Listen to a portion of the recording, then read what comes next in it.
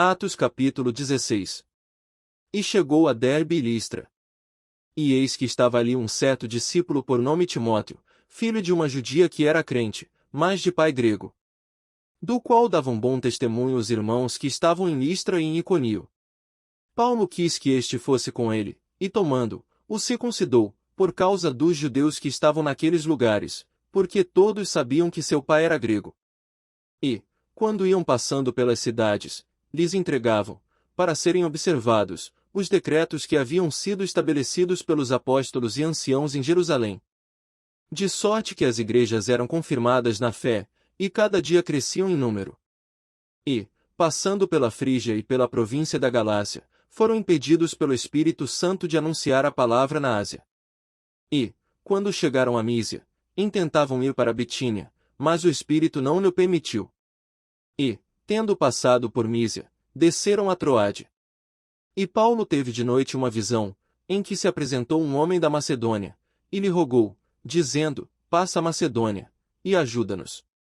E, logo depois desta visão, procuramos partir para a Macedônia, concluindo que o Senhor nos chamava para lhes anunciarmos o Evangelho. E, navegando de Troade, fomos correndo em caminho direito para Samotrácia, e, no dia seguinte, para Neápolis. E dali para Filipos, que é a primeira cidade desta parte da Macedônia, e é uma colônia, e estivemos alguns dias nesta cidade. E no dia de sábado saímos fora das portas, para a beira do rio, onde se costumava fazer oração, e, assentando-nos, falamos às mulheres que ali se ajuntaram. E uma certa mulher, chamada Lídia, vendedora de púrpura, da cidade de Tiatira, e que servia a Deus, nos ouvia, e o Senhor lhe abriu o coração para que estivesse atenta ao que Paulo dizia. E, depois que foi batizada, ela e a sua casa, nos rogou, dizendo, se haveis julgado que eu seja fiel ao Senhor, entrai em minha casa, e ficai ali. E nos constrangeu a isso. E aconteceu que, indo nós à oração, nos saiu ao encontro uma jovem, que tinha espírito de adivinhação, a qual, adivinhando, dava grande lucro aos seus senhores. Esta, seguindo a Paulo e a nós, clamava, dizendo, estes homens, que nos anunciam o caminho da salvação, são servos do Deus Altíssimo. E isto fez ela por muitos dias. Mas Paulo, perturbado, voltou-se e disse ao Espírito, em nome de Jesus Cristo, te mando que saias dela. E na mesma hora saiu. E, vendo seus senhores que a esperança do seu lucro estava perdida, prenderam Paulo e Silas, e os levaram à praça, à presença dos magistrados. E, apresentando-os aos magistrados, disseram, estes homens, sendo judeus, perturbaram a nossa cidade. E nos expõem costumes que não nos é lícito receber nem praticar, visto que somos romanos. E a multidão se levantou unida contra eles, e os magistrados, rasgando-lhes as vestes, mandaram açoitá-los com varas.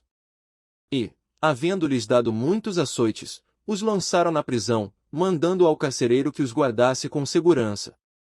O qual, tendo recebido tal ordem, os lançou no cárcere interior, e lhes segurou os pés no tronco.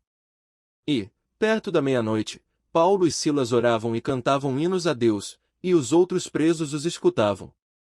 E de repente sobreveio um tão grande terremoto, que os alicerces do cárcere se moveram, e logo se abriram todas as portas, e foram soltas as prisões de todos. E, acordando o carcereiro, e vendo abertas as portas da prisão, tirou a espada, e quis matar-se, cuidando que os presos já tinham fugido. Mas Paulo clamou com grande voz, dizendo, não te faças nenhum mal, que todos aqui estamos.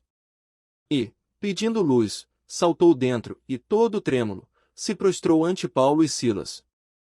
E, tirando-os para fora, disse, senhores, que é necessário que eu faça para me salvar?